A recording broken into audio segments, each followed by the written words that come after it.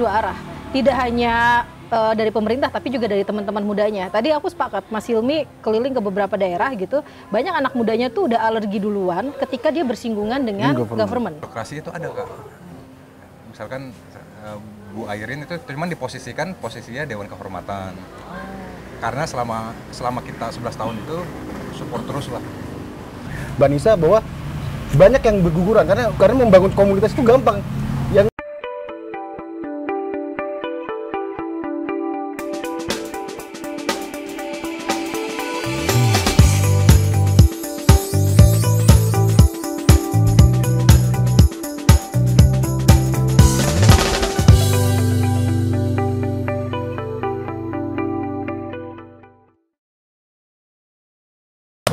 Sobat Baca, kembali lagi bersama saya Jajang Yanwar Habib dalam program Safari Sastra. Tapi kali ini kita mau ngomongin yang lebih luas daripada sastra, yaitu soal kreatif bersama Tangsel Creative Foundation. Halo Mas Benny. Yes. Halo. Halo Mas. Satu lagi Mas Hilmi.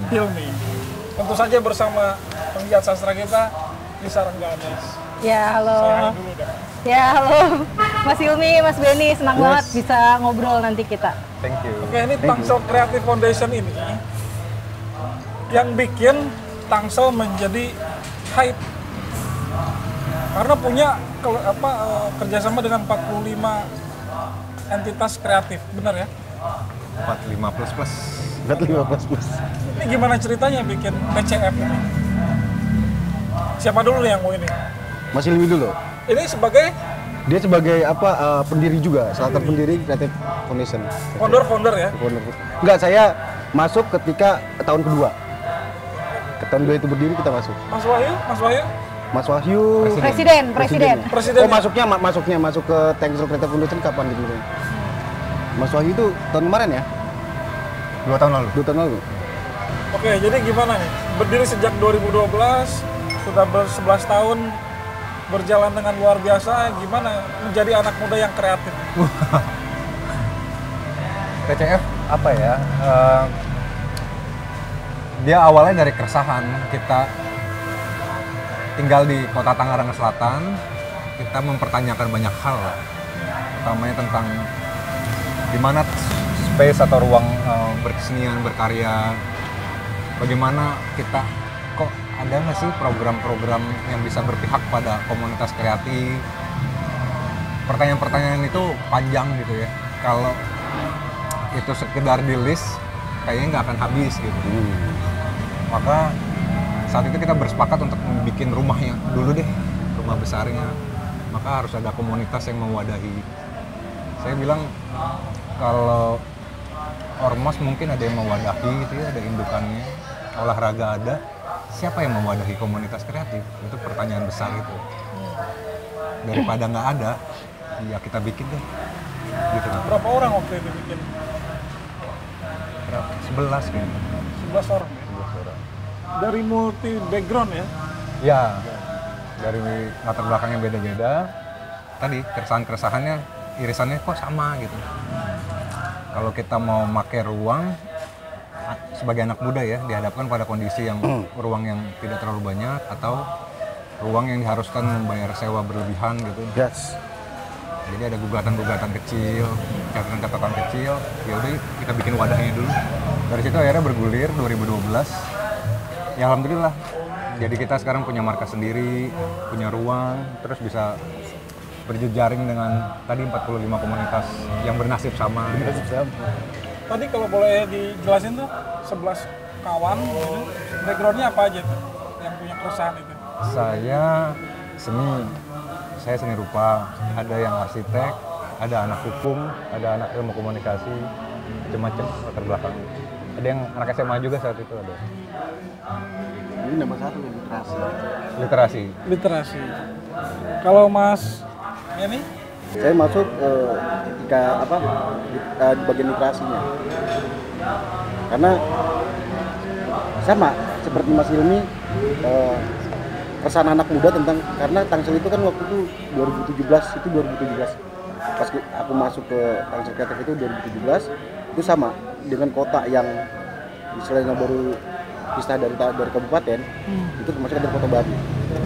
seenggaknya keresahan anak literasi itu awalnya tuh ingin memetakan kita karena literasi kan luas.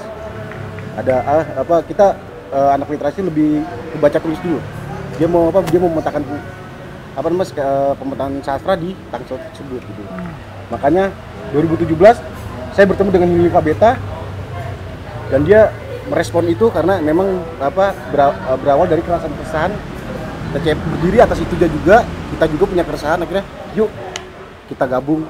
Akhirnya ya udah festival TCF akhirnya membuat acara Festival Literasi Tangsel 2017. Itu di kandang Jurang Doang. Jurang Dik Doang punya Ya, ya? punya Dik Doang. Ini kan TCF terkenal karena kegiatannya banyak ya Mbak Nisa ya? Iya. Aku Coba menyimak. sebutin satu-satu. Menariknya gini sebenarnya Kang Jajang. Banyak komunitas-komunitas serupa di berbagai daerah, tapi umurnya pendek. Ya. Ini kan sebuah usia yang bisa kita katakan cukup konsisten ya dalam menggarap sebuah entitas kreativitas anak muda. Dengan berbagai subsektor kreatif hari ini kan setidaknya ada 17 subsektor kreatif tuh, yang itu ditampung dalam satu wadah. Biasanya berdiri sendiri-sendiri. Misalnya komunitas film, komunitas sastra, komunitas seni rupa gitu. Nah, yang menariknya dari Tangsel Creative Foundation adalah dia menggabungkan seluruh entitas kreatif anak muda dalam satu rumah bersama yang tadi disebut Tangsel Creative Foundation itu.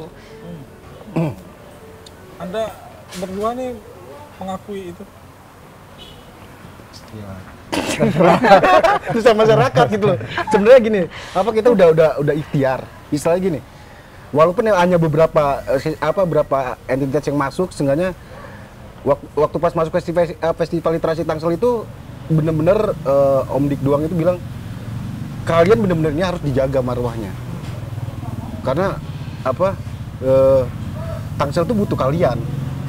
Gitu loh. Misalnya kalau seandainya Tangsel Kreatif tidak mengodai komunitas, benar kata Mbak Nisa.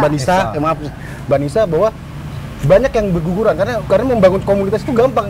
Yang menjalaninya itu yang step by step, yang dia melakukan repetisi, walaupun dia nggak bikin acara yang datang dikit, kadang-kadang dia akan terseok, ngapain sih gue ngakuin ini, tapi kalau seandainya terus kontinu akan berjalan. Nah, makanya sebenarnya butuh suatu wadah, bukan suatu support untuk komunitas yang bergerak di bidang tersebut gitu. Tapi perjuangan di dalam komunitas itu kan kadang-kadang ego ya, bukan kadang-kadang lagi, biasanya ego yang macam apa sih? Nah, ini kepengennya gua yang paling, ya nggak sih? Iya. Gue paling ini gitu. Iya. Atau leadernya gue gitu kan? Iya. Jadi kalau di TCF itu kan dia formatnya komunitas, lebih kompleks lagi di levelnya rumah besar yang komunitas juga berjejaring sama lintas komunitas. Atau komunitas aja berapa kepala gitu ya. Apalagi ngomongin isu-isu kreatif gitu. Yeah. Orang-orang kreatif tuh kompleks gitu. Karya ide aingnya harus gitu. Nah, maka kita nerapin sistem. Jadi kita menerapkan banyak sistem-sistem yang terjadi di sekitar. Kita pelajarin misalkan ormas di luar nih apa sih kekuatannya? Oh, dia kuat karena ngerasa percaya diri pakai seragam, atau karena dia menguasai satu regulasi yang lotok banget, misalkan regulasi tentang proyek. Yeah. Nah, itu kita adopsi itu kebaikan dari misalkan dari ormas. Oh, jadi kita harus belajar tentang pemahaman tentang regulasi tertentu. Dalam hal ini regulasi tentang Perda Pemajuan Kebudayaan dan segala macam. Terus kebaikan dari parpol apa sih sistemnya? Sistem komando misalkan kayak gitu. Maka Tangsel mencoba menerapkan. Maka kita di TCF itu formatnya presidensial. Jadi formatnya punya presiden sendiri, punya 6 kementerian, dalam negeri, luar angkasa. Terus riset dan dakwah. Terus Menteri Hubungan Antar Makhluk, sama satu lagi seni dan ekraf gitu ya. Ekonomi kreatif ya. Ya. Itu juga ngambil asas-asas, oh ini komunitas bukan lembaga formal juga, jadi pendekatannya juga harus fun gitu. Nah, atas kebaikan-kebaikan dari berbagai macam unsur itu kita coba terapkan, akhirnya itu mereduksi ego-ego tadi. Terus namanya komunitas, start awalnya itu jangan dulu materi, kita punya mimpi bersama dulu gitu. itu hal Tumbuh lain. bersama. Tumbuh bersama. Bahasa anak-anak komunitas ya. Iya, tumbuh Sama bersama. yang kita jaga juga, kita harus punya musuh bersama. Harus. Jadi segala macam apa ya? Resep-resep itu kita coba masukin ke adonan, itu yang kayaknya menjaga kita sampai 11 tahun nih jalan. Jadi harus ortodoks ya. Ya gitu. Iya, bisa bilang gitu. gitu. Oke, pertanyaan lanjutannya tuh begini. Kalau emang ada mekanisme ortodoksi, susunan piramida organisasinya jelas, bagaimana kemudian orang bergabung dan melihat struktur piramida manajemen komunitas ini sebegitu ketat? Iya, tetap dia sifatnya asas kekeluargaan yang sifatnya terbuka, bisa bergabung, cuman memang untuk masuk jadi kepengurusan Ada mekanisme tertentu. ada mekanisme tertentu.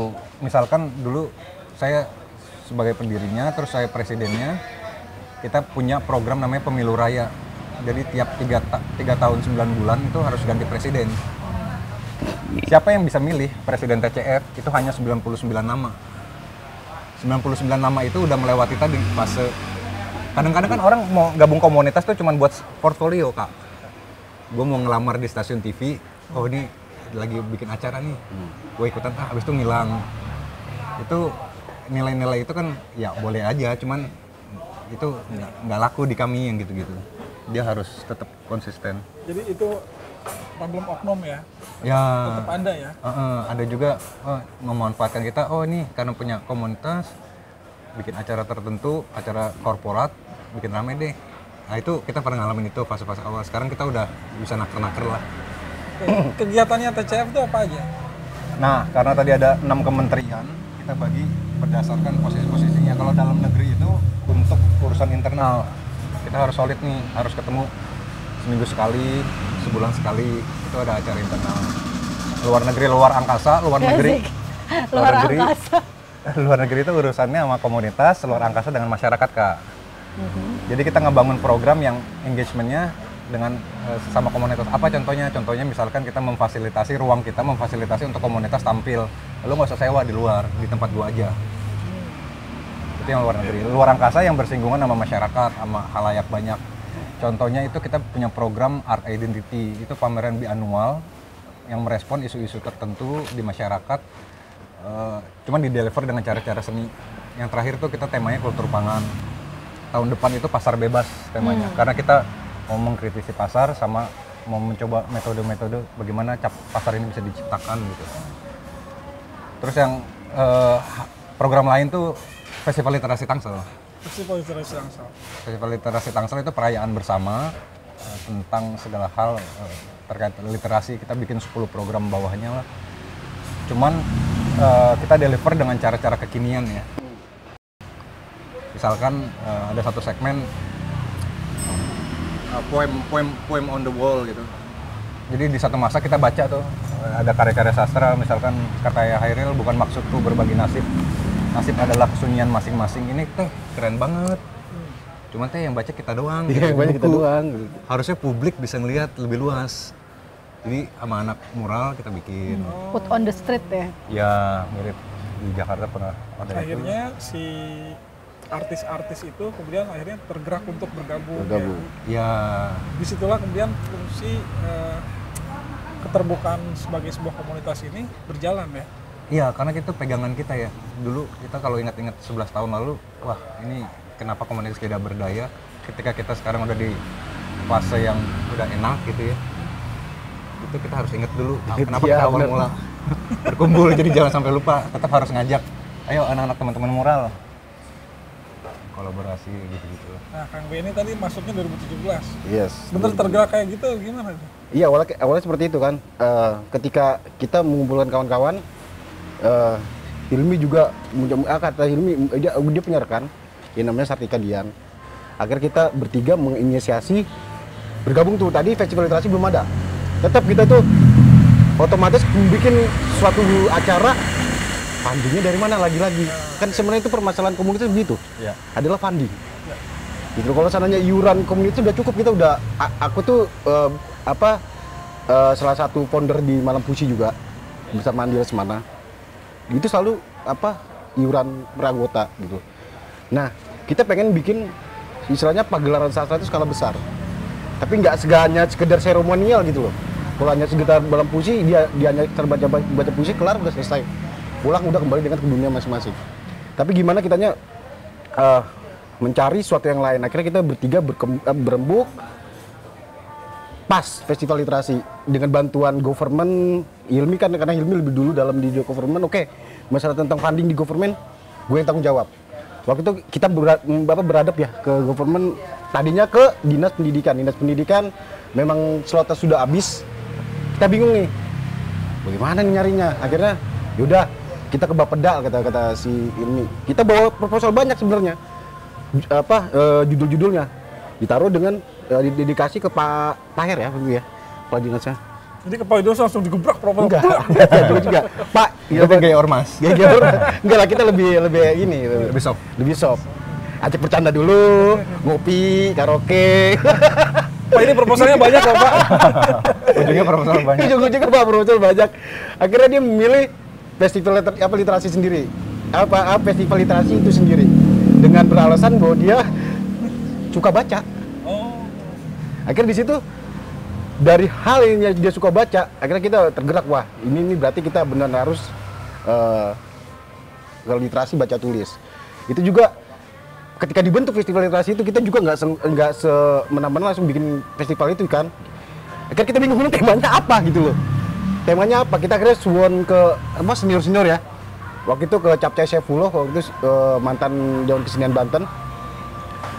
Kata dia, ketika lu pengen bikin suatu acara, lu punya tema, kota lu itu identitasnya apa? Apa yang ada di kota lo? Bingung juga kan waktu itu. Akhirnya keceplus, coba lo angkat Setu. Setu itu apa, kayak semacam danau. Situ. Akhirnya wah situ, boleh juga tuh situ tuh. Akhirnya kita nanya, situ kenapa harus situ? Karena dulu di Tangsel itu banyak banget situ.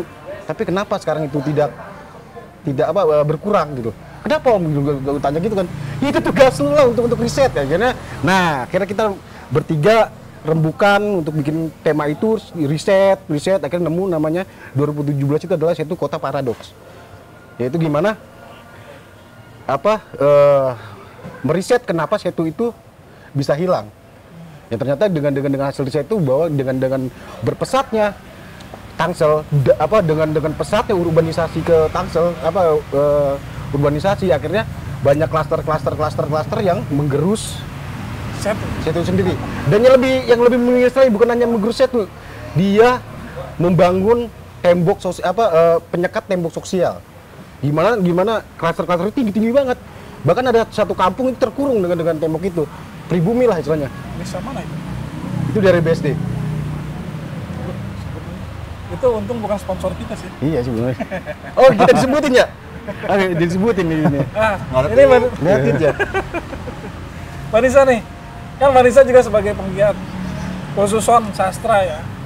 Itu apa yang bisa dipetik dari cerita yang baru sedikit ini nih?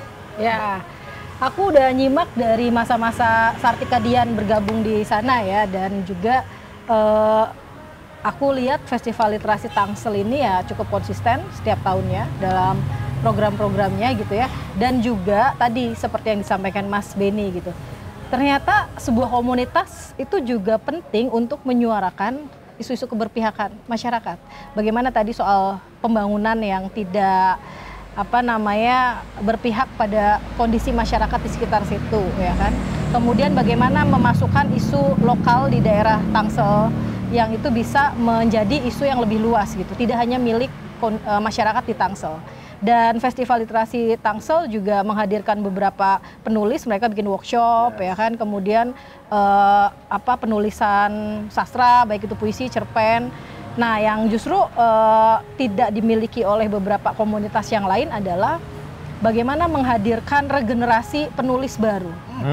Itu kalau aku tuh concern melihat Tangsel Creative Foundation ini agak berbeda. Misalnya di beberapa daerah dia selalu menggunakan penulis-penulis yang sudah mapan. Artinya mapan di sini adalah dia penulis yang sudah dikenal, sudah terkenal, sudah punya legitimate. Nah, kalau di komunitas sastra, kebetulan saya juga mengelola komunitas sastra di Cirebon, justru PR kita adalah bagaimana memunculkan regenerasi penulis muda, penulis baru yang dia juga harus punya tempat, punya ruang untuk keberlanjutan ekosistem sastra itu sendiri. Iya. Itu sih. Ya, kalau di TCF memang agak apa ya, mudah-mudahan nggak ngawur. Jadi memang kita memberi ruang gitu untuk anak-anak muda itu bertumbuh juga tadi, tanpa mengecilkan peran-peran kakak-kakak senior. Ya. Jadi Tangsel ini Kolaborasi lah ya. Iya, kan sekelilingnya juga banyak ya, penulis, peneliti, penerbit, segala macam. Cuman tetap ada ruang-ruang yang kita buka. Misalkan di kami itu ada penulis dari Pamulang gitu ya, namanya Khairul Anam gitu. Itu kita selalu membeli ruang gitu dengan karya-karyanya. Walaupun misalkan secara pakem-pakem sastra mungkin masih banyak yang harus dilurus-lurusin gitu. Cuman ruang itu setidaknya kita sediakan gitu. Iya. Akhirnya bisa memunculkan ruang sastra itu tidak lagi menjadi eksklusif, tapi harus inklusif. Yes. Iya. Itu sih kalau aku menyimak ya. Oke, kalau udah bicara eksklusif menjadi inklusif kan itu tadi udah disinggung, tergantung kemampuan finansial kan. Ya benar. Organisasikan finansial. Yes. Selain yang tadi diceritakan Mas Benny soal bagaimana dia gebrak dengan soft, itu ada nggak upaya-upaya lain untuk, atau jangan-jangan sudah punya aset nih, saya belum tahu soalnya nih. Sudah punya aset tetap, kemudian itu menjadi ruang bersama, gimana soal? Taman perdamaian ya? Masih jadi gini, yang kadang-kadang orang lupa itu dalam ngebangun komunitas dia legalitasnya Kak. Jadi di TCF ini dia menyiapkan dua posisi, tapi ini udah banyak juga yang melakukannya. Salah satu aktanya itu yayasan, perkumpulan, satu lagi lini bisnisnya, dan itu kita bedakan gitu. Jadi kalau ini kerjaan-kerjanya sifatnya komersil gitu, misalkan mendesain apa dan segala macam, itu untuk menutup yang sulit ini. Itu kita lakukan. Yes. Terus hal lain adalah saya itu kalau ke kota-kota lain, saya menangkap kesan meskipun nggak semuanya ya, ada tarik menarik atau benturan dengan government. Nah, di kami khususnya di TCF itu kita berjalan beriringan, bahkan menjadi mitra strategis yang cukup baik lah gitu ya relasi. Artinya posisi TCF itu alhamdulillah lebih mudah gitu untuk disupport oleh government. Setidak-tidaknya masalah perizinan gitu, masalah funding juga tentu saja, terus masalah support yang lain. Misalkan apa ya, banyak orang sulit mengakses gitu setu gitu, kita mau ngeriset dengan tema yang cukup riskan, otokritik gitu. Itu izin dengan mudah keluar gitu. Atau masalah funding kebudayaan gitu. Pola TCF baru gitu aja sih Kak terkait funding. Tapi pengorganisasian itunya bagus ya? Nggak sekeren itu juga. Setiap tahun ya? Bahaya nih. Bocor. Berapa kali bocor nih. Setiap tahun bagi pemerintah daerah Tangsel ini butuh berapa sih alokasi untuk teman-teman muda? Angka. Jangan disebut, jangan lah. Saya jujur aja kurang optimal. Oh, staf khusus mana mungkin nggak tahu. Iya loh tuh kan. Bahaya nih orang samping nih. Pertanyaanku itu supaya teman-teman di pemerintah daerah lain itu punya tolak ukur. Harusnya berapa sih? Jangan medit-medit aman lah sama yang muda gitu. Kurang lebih. Mungkin alokasi berapa persen dari APBN kali? APBD? Enggak, angka aja. Jangan persen, bingung nanti. Saya angka persennya kurang itu ya, kurang yakin gitu untuk menyebutkan. Cuman di angka 10% itu udah sangat ideal gitu, udah baik gitu.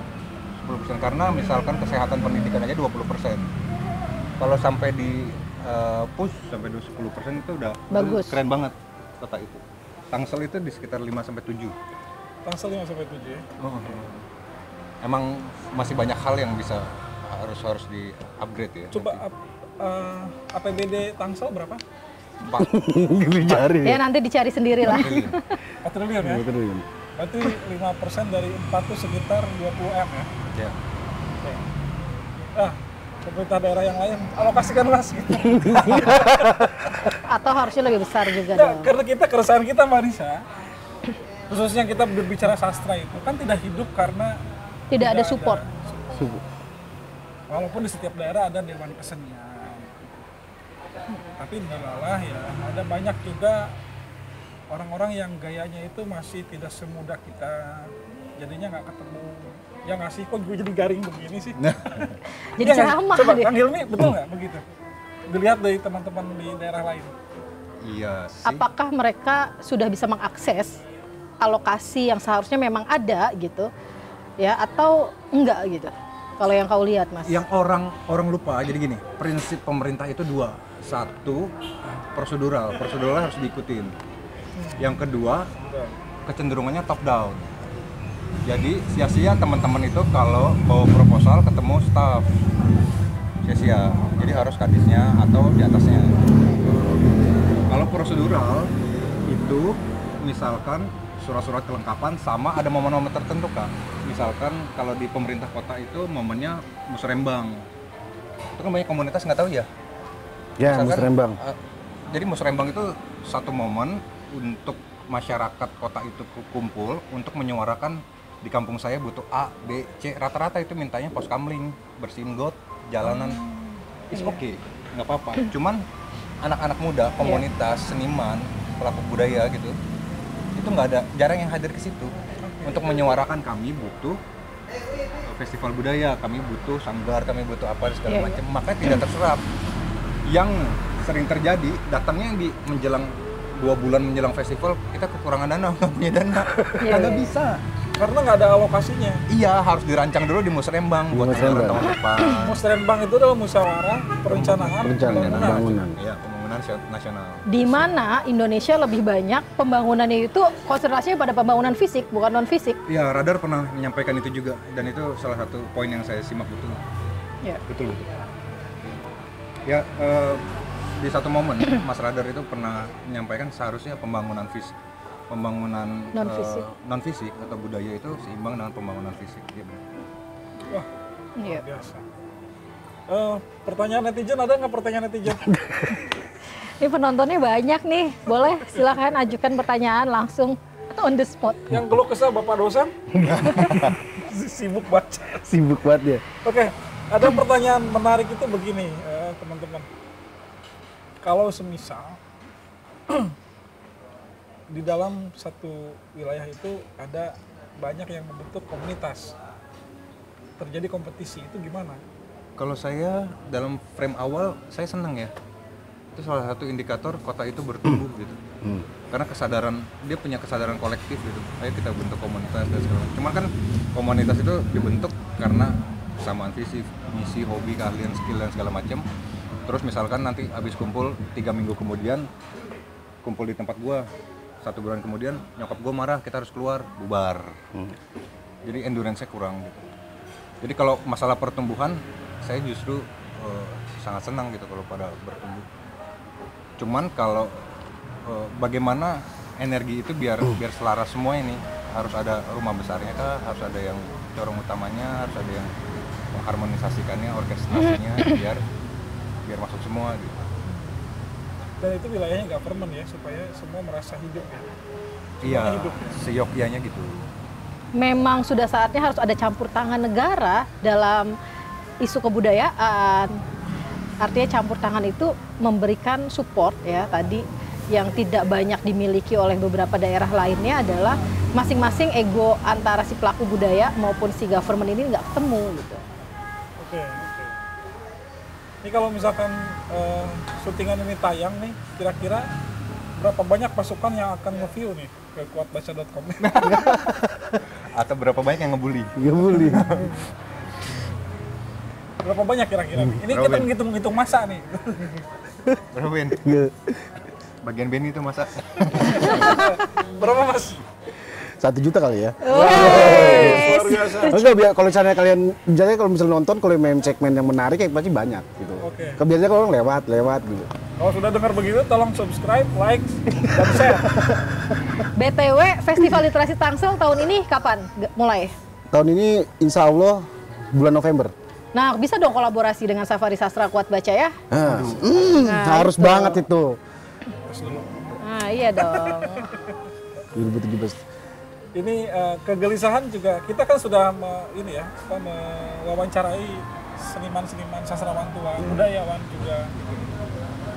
Itu bagaimana jembatan yang dibangun oleh teman-teman muda antara mereka yang senior dengan yang muda-muda? Pertanyaan terakhir saya itu. Bagaimana TCF menjadi jembatan dari yang senior pada yang junior? Ada nggak kiat-kiatnya? Mempertemukan generasi sebelumnya dengan generasi hari ini yang mungkin teman-teman ingin bentuk ya. Generasi yang tadi regenerasi itu. Udah berjalan belum? Sudah. Jadi kita selalu beranggapan si senior-senior ini adalah mereka-mereka yang hidup duluan, punya pengalaman. Jadi nilai-nilai itu yang biasa kita petik gitu. Tapi di situ aja.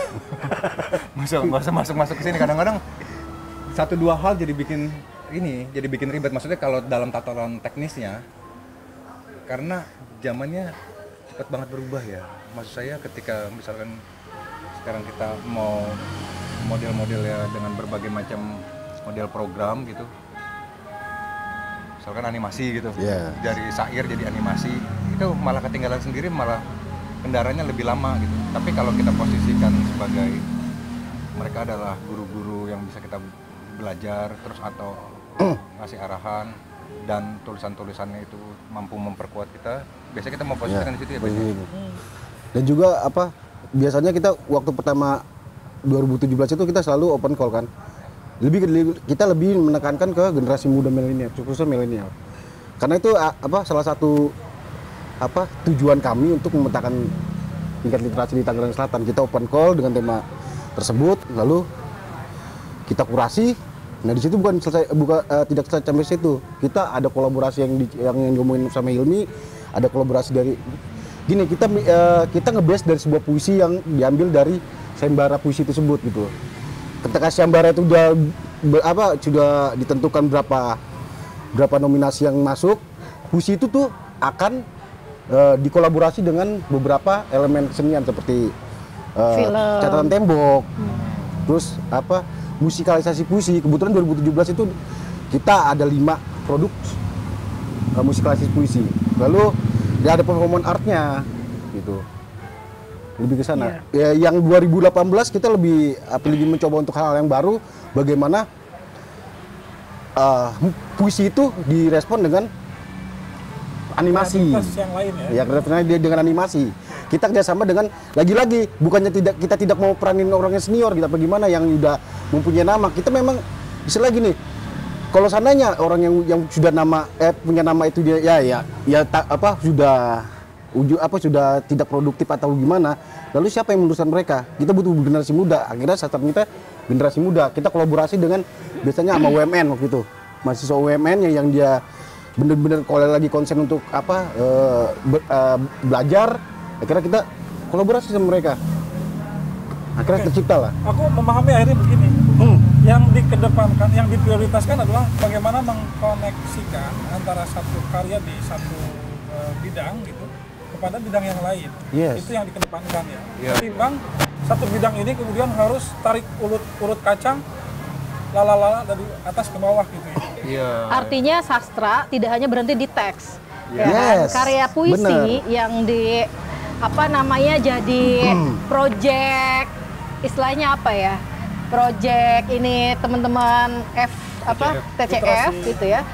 Project eksperimentalnya itu adalah memindahkan medium lain sastra yang kadang hanya berhenti di teks. Tapi kemudian teks itu, puisi itu bisa bertemu dengan subsektor seni yang lain dalam film, dalam musik, dalam rupa. Film udah masuk juga ya? Film, kalau kemarin film tuh baru sayembara. Yang menarik ini yang 2023 sebenarnya pengen ngomong, tapi kira-kira boleh dibocorin dulu kan ini? Tipis-tipis. Tipis-tipis. Jadi gini, setiap 2017, 18, 19 kita selalu berpatokan dengan pemetaan sastra. Kita nggak berhasil untuk memetakan pas di kurasi ternyata kita jong. Penulis Tangsel tuh nggak ada, lebih dari luar. Banyak banget yang lolos di luar, tapi Tangsel nggak ada. Akhirnya 2018 kita lebih konsen ke Tangsel. ke ini ke workshopnya. Bagaimana anak muda itu di workshopin dulu. Oke. Gimana Temanya narasi baru. narasi baru, karena temanya narasi baru, kita benar-benar pengen membangun anak muda ini, merangsang anak muda ini untuk menulis gitu loh. Ini baru akan ya? Ini 2018. Oh 18. Oke. 2019 kita udah ketemu, akhirnya lumayan. 2019 kita temanya pamali. Nah, kita selalu mencoba hal-hal yang baru nih. Pamali itu bagaimana tradisi lisan itu, kayak si pamali kan ini, jangan tidur dari orang tua kan. Nah, tradisi itu udah mulai hilang.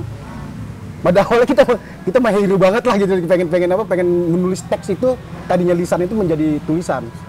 Akhirnya kepikiran 2023 ini karena 2 tahun 2020-21 itu kan Covid, kayaknya 2023 insya Allah kita pengen bikin identitas itu sendiri, festival literasi sendiri. Ya mudah-mudahan banget ini menjadi identitas kota gitu loh. Kita pengen menyatukan, kita bikin satu bentuk sebuah pagelaran yang di dalamnya itu ada keseniannya, ada seni tradisinya, ada seni kontemporernya. Tetap nge-base dari teks. Nah, kita risetnya kebetulan di Tangsel ini ada seseorang yang bernama Hidup Faras yang mau direpotkan kita dan dia adalah salah satu dewan kuratornya. Hidup Faras Erlang ya. Ketika saya ngobrol sama dia, lu itu butuh orang-orang yang sesuai dengan tupoksinya. Karena gue pengen bikin sebuah pagelaran yang insya Allah 2024-2025 gue pakai itu pakemnya gitu. Kita punya pakem, jadi nggak kemana-mana. Karena kita sadar Tangerang Selatan itu nggak punya kebudayaan gitu loh. Aku jadi ingat ini loh Mbak Nisa. Karena ini adalah budaya urban gitu loh. Aku jadi ingat yang dulu loh. Ini sebuah pemerintah daerah yang pernah kita tinggal di sana, kemudian tiba-tiba bikin jagoan better BB itu loh. Ingat nggak? Iya. Itu kan prosesnya Tidak perlu sebut merek ya. Kita mengidentifikasi proses pembuatannya itu begitu ayah sih. Begitu Pak ya. Tapi kalau misalnya dengan cara dari mulai kita menampung aspirasi dengan cara sayembara dan memadukan antar karya, Yes. Riset. sehingga akhirnya melahirkan satu jargon yang memang sesuai dengan Itu karakter daerahnya. Itu yang kita lagi inginin gitu loh. Iya. Akhirnya Bener ya Mbak Nisa ya? Dan memang ya kadang kerja-kerja birokrat tidak sekreatif itu kan. Jadi makanya perlu kolaborasi dan melibatkan anak-anak muda untuk bisa, ini aku pikir sih sangat membantu pemerintah daerah sekali gitu kehadiran teman-teman ya. Murah lagi. Coba kalau pakai konsultan. tuh dengerin. Hidup Faras Erlang nih. Gitu. Nido emang ada di mana-mana, heran. Oke. Mas Hilmi ada yang mau disampaikan? Ya, sesungguhnya juga kita Closing statement. Ya, sesungguhnya kita juga masih belajar, Kak, untuk banyak hal lah. Bahwa selama 11 tahun ini kita berhasil melewati juga dengan berbagai macam cerita. Cuman yang kita percaya tadi, komunitas jangan hanya cuman berkumpul, tapi dia harus memberikan dampak. Dampak entah buat jejaring komunitas itu sendiri, dampak untuk skenanya, dampak untuk kotaknya. Dan ya kami percaya pakem itu, jadi itu menjadi pegangan kami. Ya kalau syukur-syukur dinilai berdampak buat Tangsel, ya alhamdulillah. Gitu sih. Mas Benny?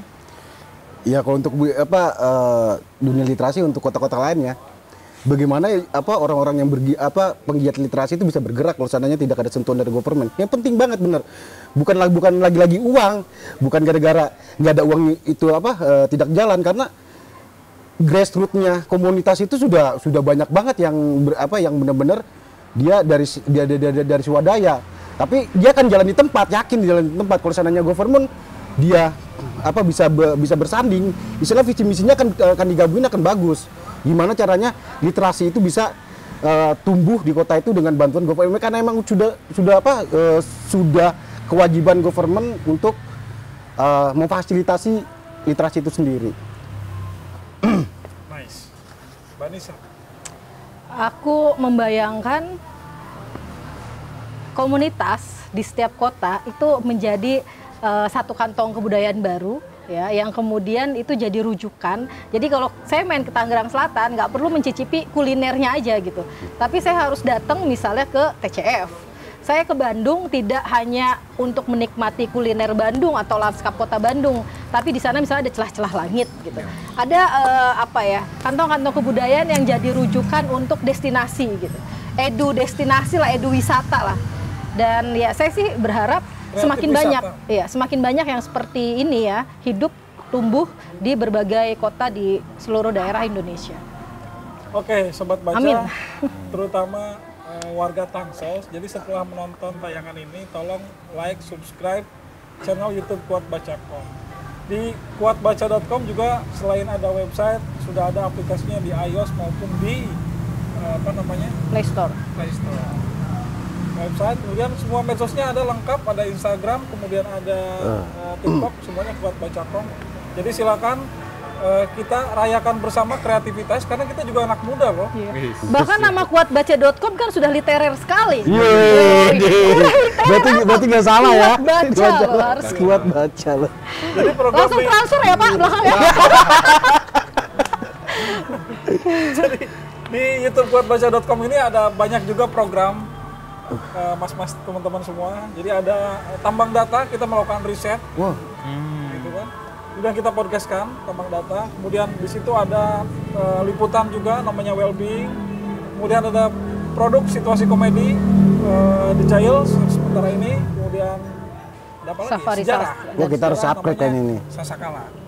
Sasakala ini kita ingin menghadirkan secara urunut memahami Nusantara sejak 7 Masehi. Was, bener harus gua subscribe ini kayaknya. Banten itu menjadi bahasan yang cukup dalam di kita.